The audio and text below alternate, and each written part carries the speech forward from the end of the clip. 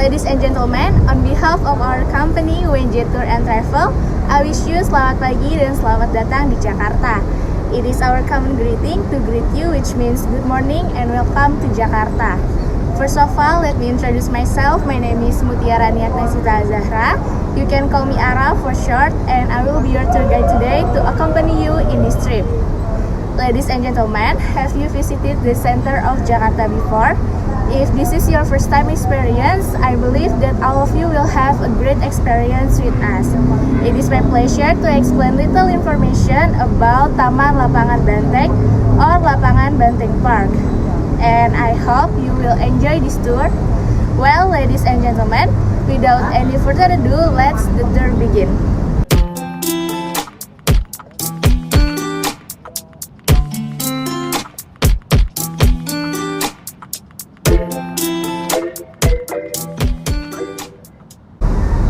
Alright, ladies and gentlemen, now we arrive at Taman Lapangan Banteng.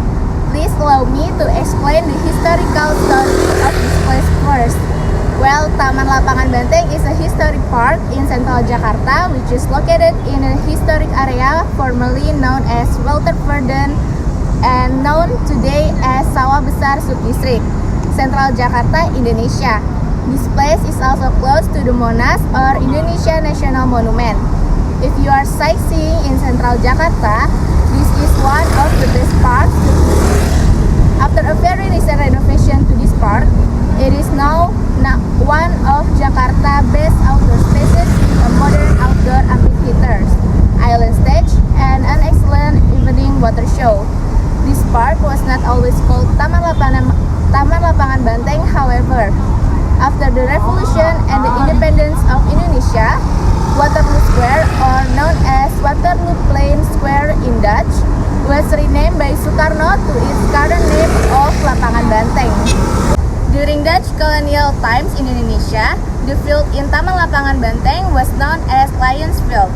But since Indonesia was no longer under Dutch influence, Sukarno changed the name to Banteng, which translates to bull or buffalo, to create a new identity for the park and the newly formed independent republic. The square in Taman Lapangan Banteng was part of Sukarno's national building project in the early 1960s. Sukarno also wanted a national mosque and luxury hotel place around the park, and that's why Istiqlal Mosque and Borobudur Hotel are located directly beside Taman Lapangan Banteng.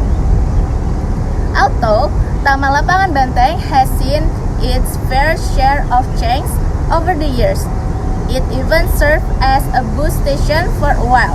A recent renovation began in 2017 to modernize it, and currently it's one of Jakarta's best parks with modern feel, ideal for chilling out over a cup of coffee in the amphitheater area. The two northern section of Taman Lapangan Banteng area more tailored for athletic but not sightseeing. You can use the running track, fields, and basketball court if you want some exercise. The northern section of the park has not been renovated, therefore it doesn't look as modern as the amphitheater area to the south. When you enter Taman Lapangan Banteng, chances are that you will bypass some security near the entrance.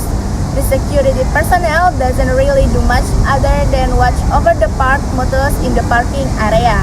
Feel free to walk around and take photos of Taman Lapangan Banteng.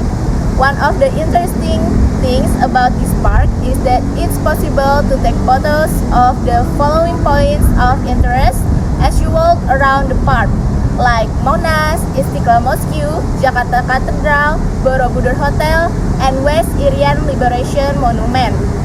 By 1960s, the square was also part of Sukarno National Building Project. The West Irian Liberation Monument, located in the center of the square, was completed in 1963. On top of the monument, visible as a 36-meter high pedestal, stands a bronze, bare-chested, wild-haired man breaking free from his shackles with his arms and legs widely spread, the former facing towards the sky, and the face holds a loud, screaming expression, symbolizing rebellion and independence. Now, ladies and gentlemen, I would like to tell you a little bit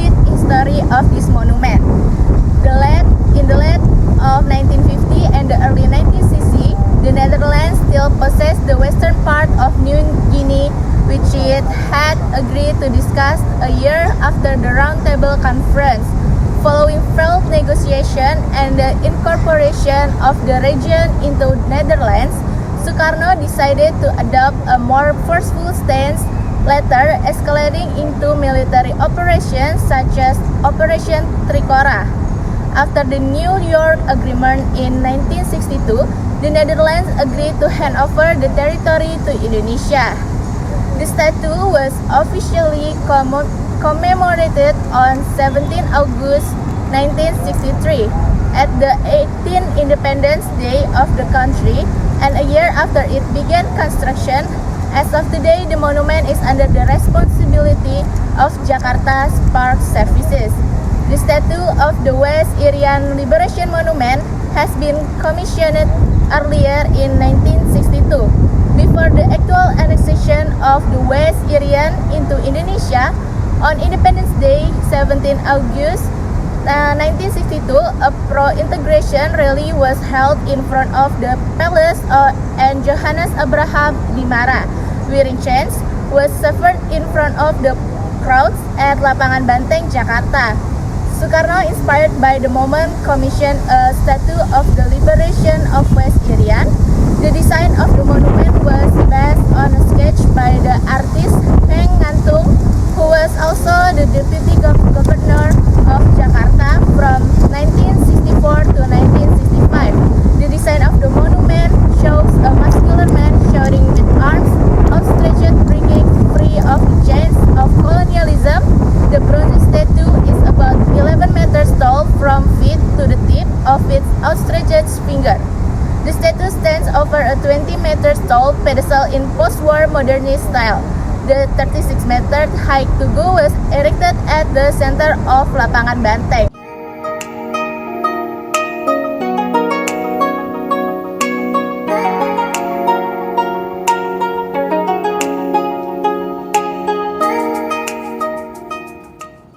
Colonial monuments and memorials were demolished to make way for the new Republic's project. Lion column, coin statues, and several memorials surrounding the fields were demolished. Well, ladies and gentlemen, by visiting Taman Lapangan Banteng, now we all know about the history behind the statue of the West Irian Liberation Monument. The history of returning West Irian into Indonesian territory in 1962 is learned in history subject for 12th grade senior high school. Not only for relax and recreation, we can also get to know the history of this place. Well, ladies and gentlemen, that's all my information about Taman Lapangan Banteng. And if you have no further question, I believe this is the end of our trip with me in Jakarta. I would like to apologize for any mistakes, and I really hope you all enjoy your visit today. Last but not least, on behalf of our company UNJ Tour and Travel, I would like to say terima kasih dan sampai jumpa, which means thank you and see you again in the next trip.